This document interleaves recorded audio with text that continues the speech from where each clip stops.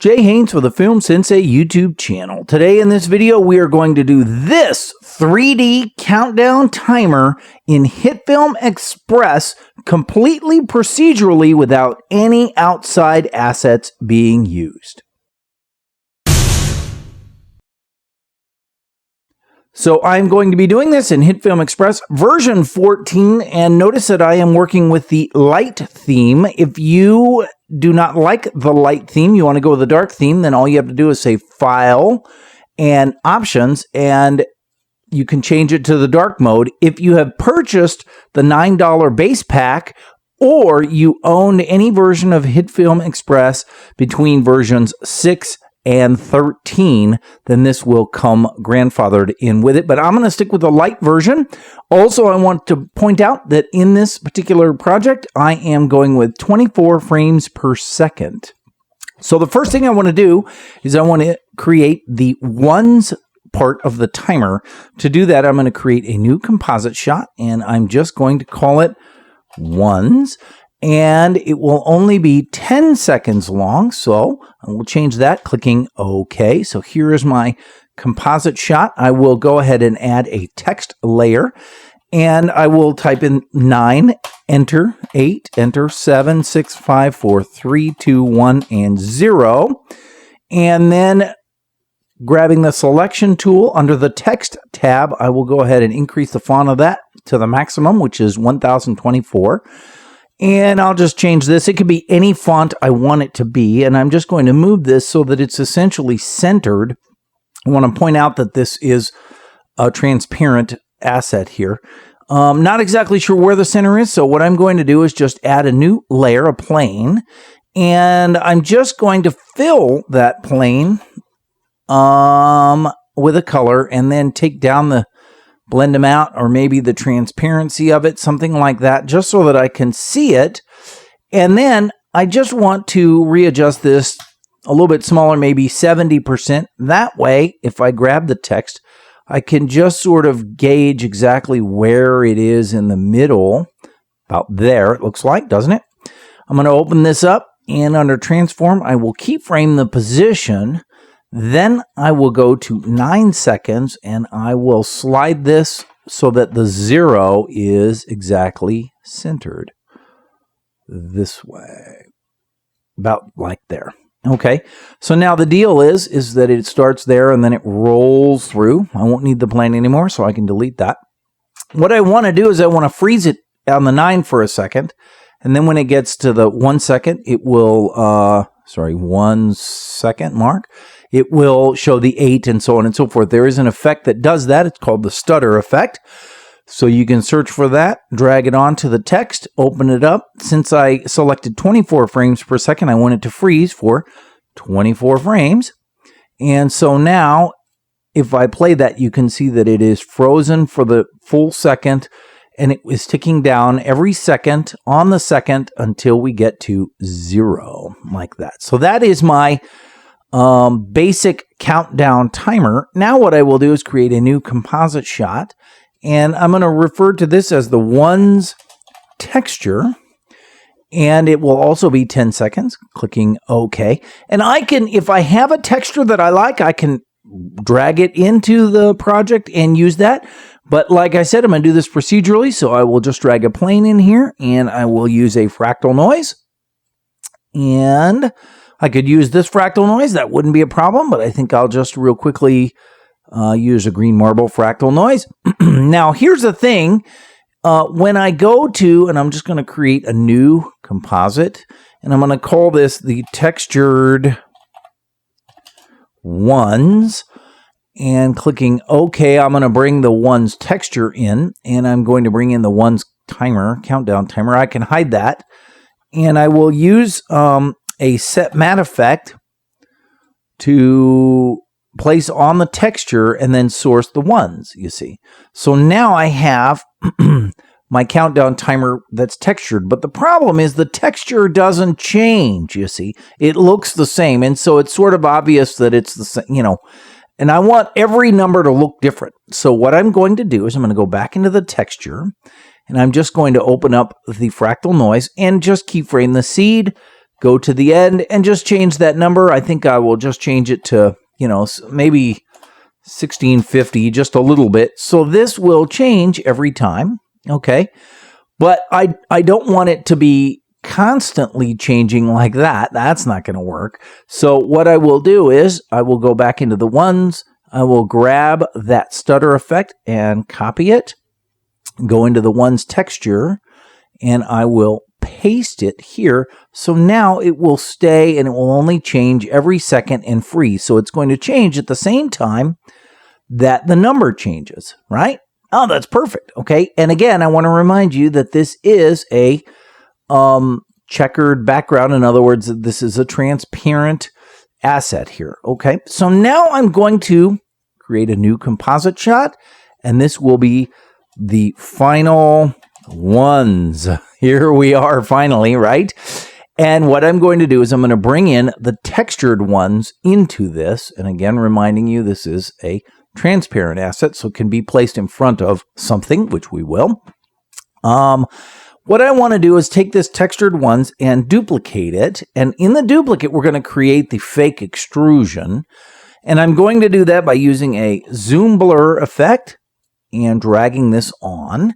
And if I open up the zoom blur, I can change the strength to a negative position, drawing it back as far as I want, maybe negative 35. And you can see that it's sort of drawing it back into this fake extrusion. But it's sort of transparent. It's losing its visibility there. So what I'm going to do is add a crush blacks and whites alpha effect. And I'm going to open that up and change the opaque number to be 0.01. 0.01, and that will solidify that, okay? But it's still pretty much the same color, so I just want to adjust that. I'm going to use a tint effect. You could also use a brightness and contrast effect to do what I'm going to do. Opening this up, I'm going to tint the white part to be something a little bit darker, just so that it looks like it's shaded back there. Maybe not quite that much. I just want it to be defined as part of the sides there, okay? So now that we have our number, it is three-dimensional. What I want to do is do that cool flippy thing, every time it turns. So to do that, I'm going to create a new point, and I'm going to make that point three-dimensional. And I am going to call that point the pivot point, okay? This will be what I use to pivot this. Now, I need to create another new point, and it also needs to be three-dimensional. And this will be my focus point, because I will need a focus point when it comes time to pivot the extrusion. What I'm going to do is open up the pivot or the focus point and just push this back negative 1 million pixels, okay? So that it's way back behind the number. I can put it on the bottom, I won't need it. But under the extrusion part of the texture, the zoom blur, I want to go ahead and focus the center to that focus point. Okay, just like this. Now I'm going to take all three of those points and parent them to the pivot point. Oh, and by the way, these two, this one needs to be three-dimensional, and this one needs to be three-dimensional. So now, if I were to open up the pivot point and rotate the y-axis, you'll see that it is rotating the whole thing in a fake way. If I rotate the x-axis, it's the same thing. You see, it's rotating it in a fake way. Now, the problem is that as it rotates, it starts to break down, but we don't care because it's going to happen so quickly that it won't really show. So here's what's going to happen. I'm going to go to 1 second. All right. And then I'm going to back up 2 frames. Now, remember, this is 24 frames per second. I'm going to back up 2 frames, and I'm going to check on the rotation of Y. I'm going to advance forward 1 frame by hitting the period key, and I'm going to make this negative 45. No, actually, I'm going to make this 45 degrees so that it's turned a little bit. I'm going to advance forward another frame, and I'm going to make this negative 90. I'm going to advance another frame, and I'm going to make this negative 45. And then I'm going to advance 1 more frame, and I'm going to make it 0. So now you can see that if I play, it flips, okay? It flips in this manner. Isn't that cool looking, right? Okay, but it actually disappears in the middle. You can't really tell, but if you slowed it down, you certainly could. But here's what I want to do. I want to go ahead and take these two textured assets and just turn on the motion blur. So now the motion blur gives it more fullness and it makes it feel like it's more alive. So you can see just like that. Okay. Now all I have to do is copy these down to the next level. So what I'm going to do is set back here on there, and I'm just going to grab these keyframes and Control-C, copy them. And I'm going to move forward to 122, but I'm actually going to paste them on the X-axis because I want the second one to flip that way, you see. Okay, so now I'm going to jump back here. Whoops, and make sure I'm on the first frame. Grab both of those, copy both of those, and then I'm just going to go to the 2 frame, paste, to the 4 frame, paste, to the 6 frame, paste, and to the 8 frame, if I can get to it, and paste. And you'll notice that that last one went off the edge, but now you can see that it flips one way, then it flips the other, and it flips one way, and it flips the other, and so on and so forth. All right, now, here's the thing. At the very end, and you can see, it goes halfway and then stops. So what's going to happen is on the very first frame here, and this is an upward rotation, so it'll be here, I'm going to set the rotation to 90, or actually negative 90. And then I'm going to move forward 1 frame, and I'm going to set this to negative 45, and then I'm going to move forward 1 more frame, and I'm going to set this to 0. So now it is halfway through its flip at the beginning, right? But then when it connects to the next one, it will be there, and then boom, it'll be there, and then it will continue, you see. So now I have my ones completely set up. So what I want to do is I want to create a new composite shot, and we're going to call this the final timer. And I'm going to click OK, and I'm going to grab my final ones and drag it in. And then I'm going to Control-D and duplicate that. Oh, actually, hang on.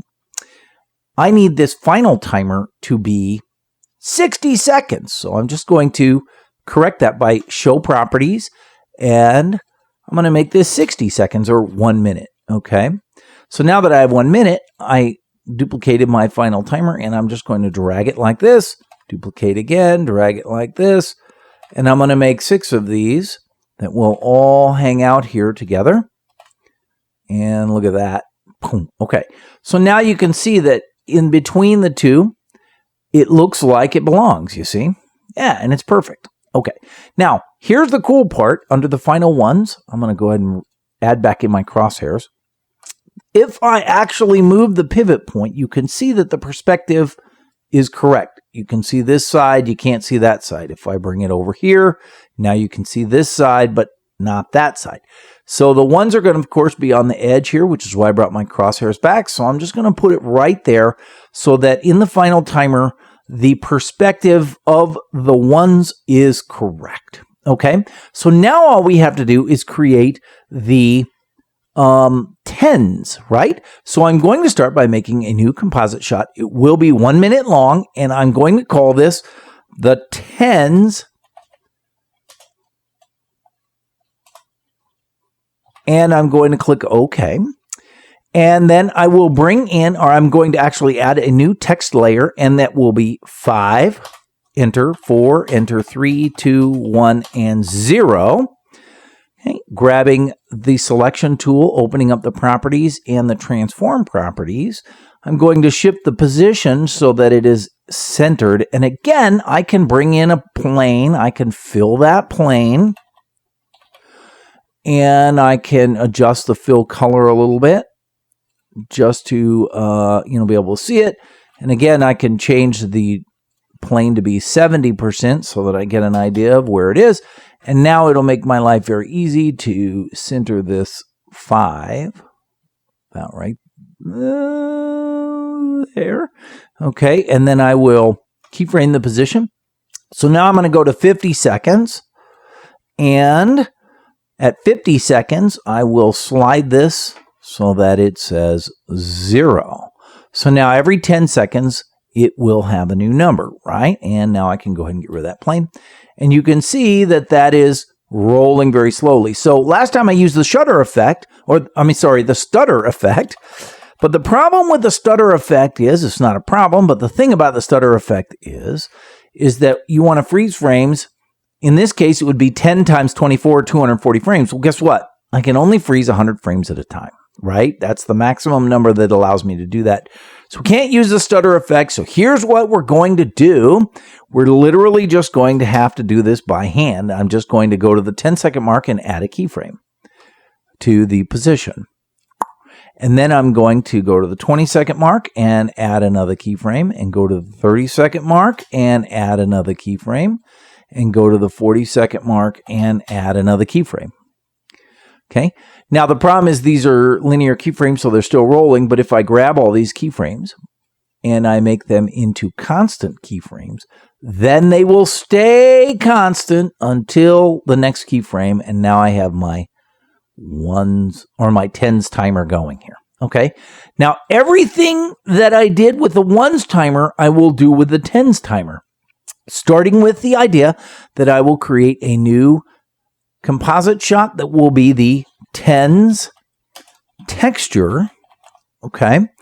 Now the thing about the tens texture is it's going to be exactly like the ones texture. So I'm just going to steal this plane, copy it, come over here and paste it. I'm going to go ahead and extend it all the way out, but here's the deal. Again, I can't use the stutter effect and the fractal noise. Remember, I want the seed to change every time, so let me just do that.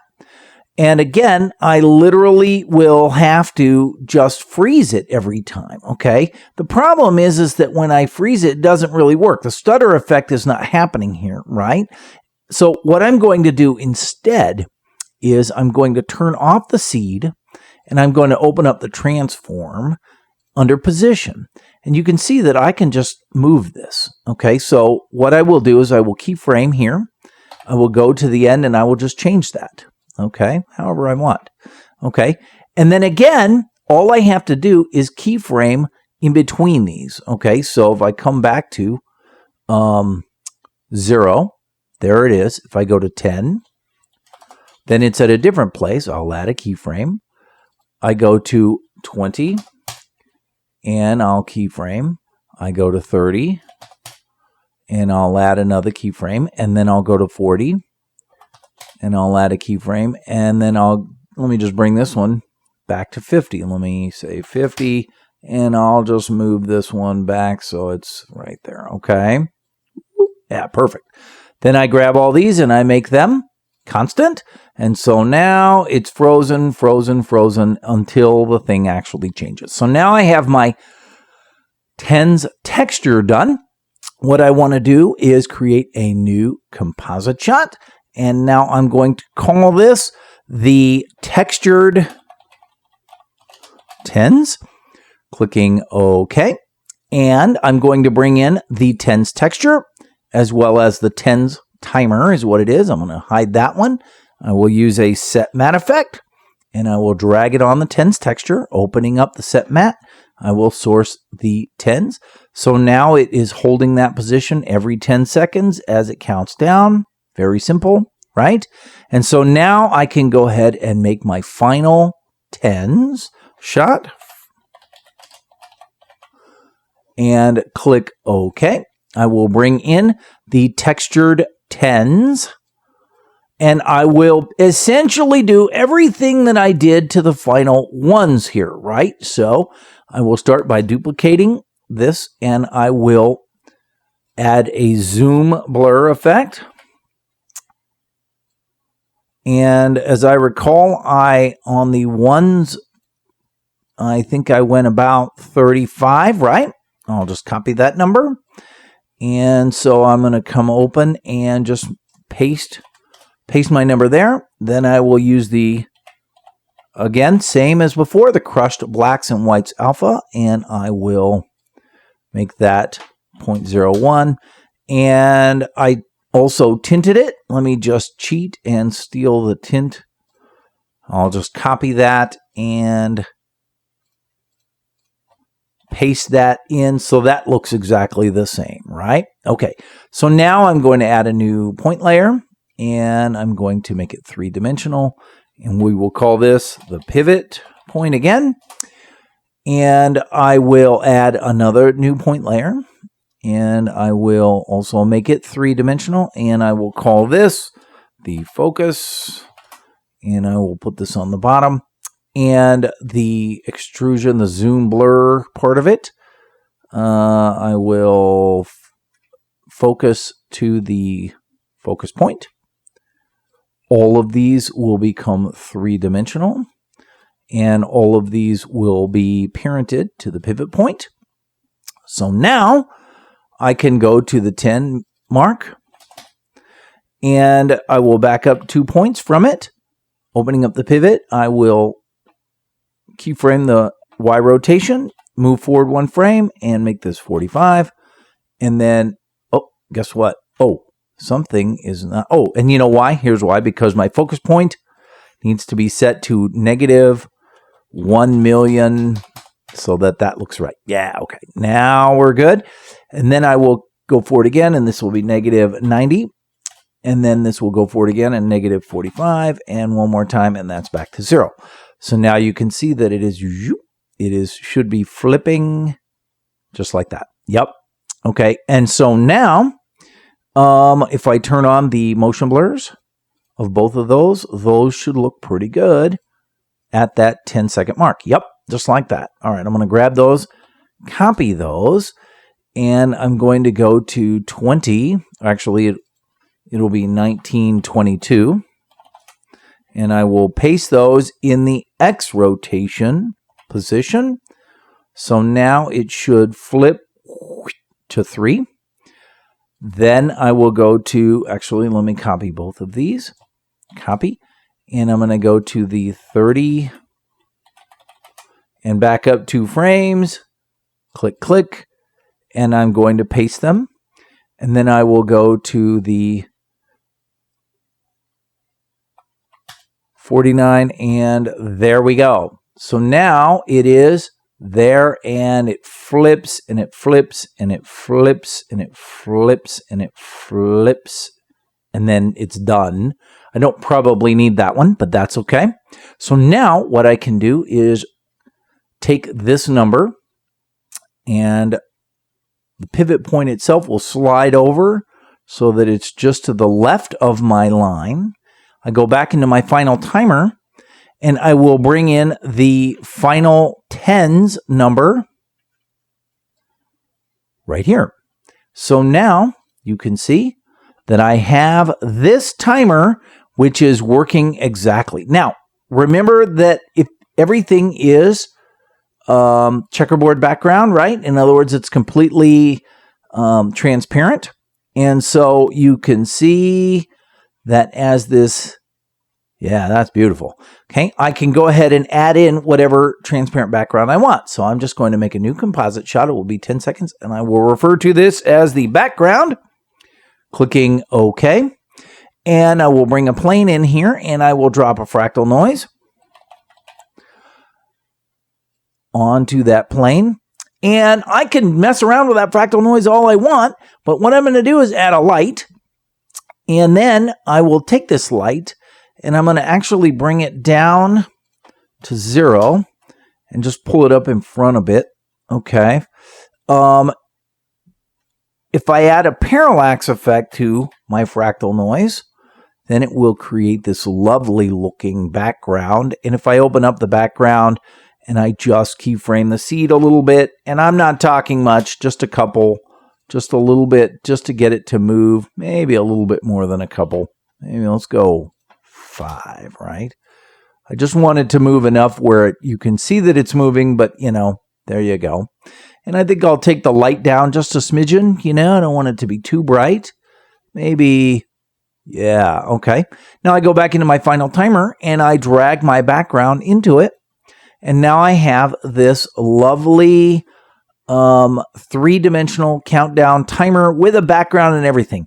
And so that completes the 3-dimensional countdown timer in HitFilm Express, completely procedural without any assets being brought in. If you have any questions, leave them in the comments below. Please do me a favor, like this video and subscribe and click the little bell icon for notification. And hey, thanks for watching.